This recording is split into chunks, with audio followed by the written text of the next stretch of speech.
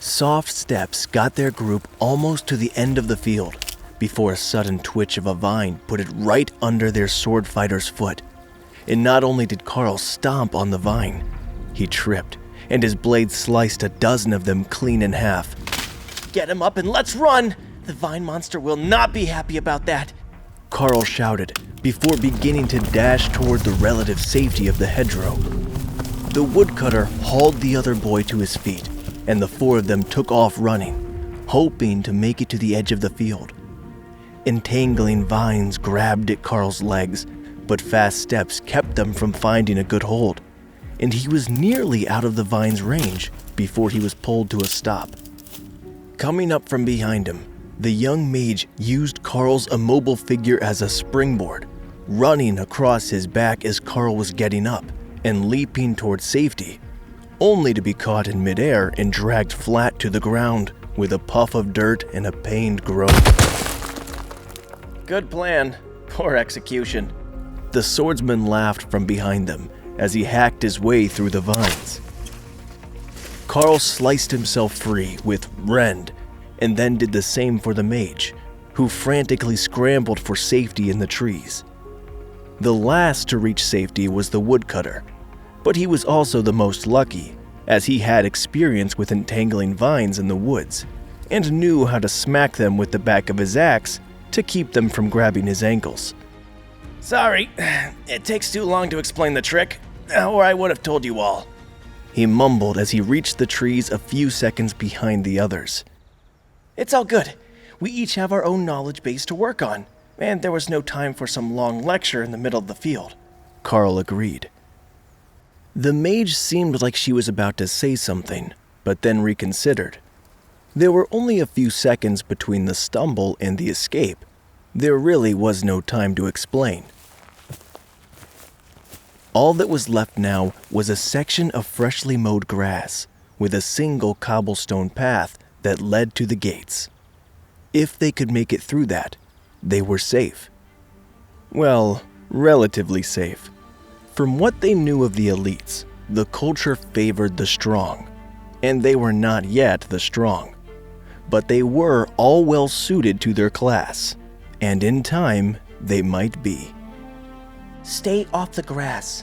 I learned that from my mom's workplace. Fancy people hate when you walk on their grass." The mage mumbled as they got ready to move. "Good point. I was looking forward to soft grass under my feet after growing up in the mines, but using the path just seems right."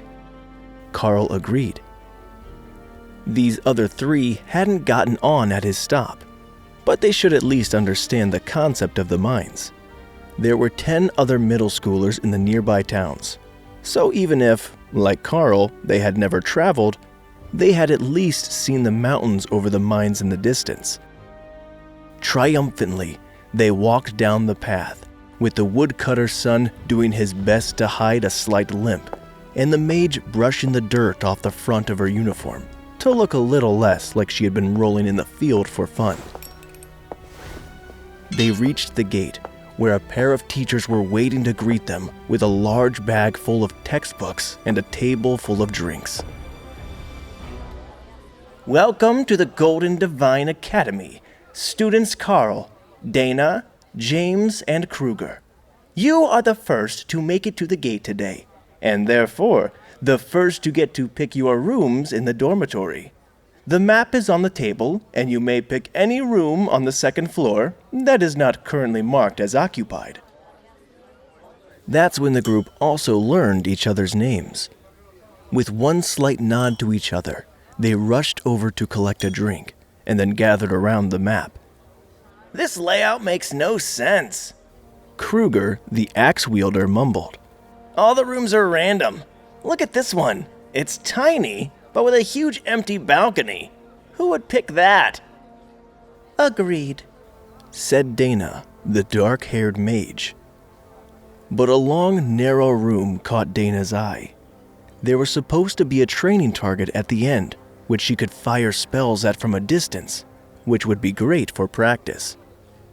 "I want the balcony room." Karl shrugged, then picked up a token from the table and placed it on the map. "Right. You have a wide area attack skill? If you want to practice, you need more space. I'll take the training room here, with the Murphy bed that folds against the wall. Dana explained, picking her space. The other two went for the largest pair of dorms, with a training dummy in the main room and a separate bedroom. Each of the rooms was a bit special in its own way, but Karl noticed that there was one selectable option that seemed quite inferior.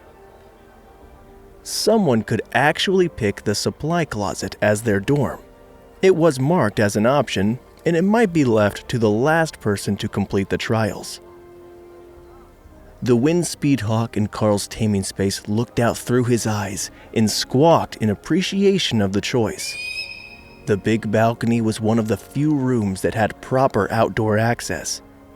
In fact, it blocked a half-dozen other rooms' access to the outside, unless they had a window that opened onto the balcony. It was perfect for the bird, and once it digested these delicious earth mice, the tiny monster was convinced that it would have the energy to grow enough that it could fly around outside. Baby monsters didn't stay helpless for long, even in this situation, where it was being nourished by a human beast tamer and not its mother.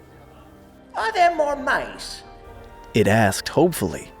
It was strange to hear the bird's thoughts as words in his head, but unfortunately, Karl didn't have anything else for the beast right now. Just wait until dinner and I will get you as much meat as you can eat, Karl replied mentally. I hope they serve mice. The Windspeed Hawk thought eagerly.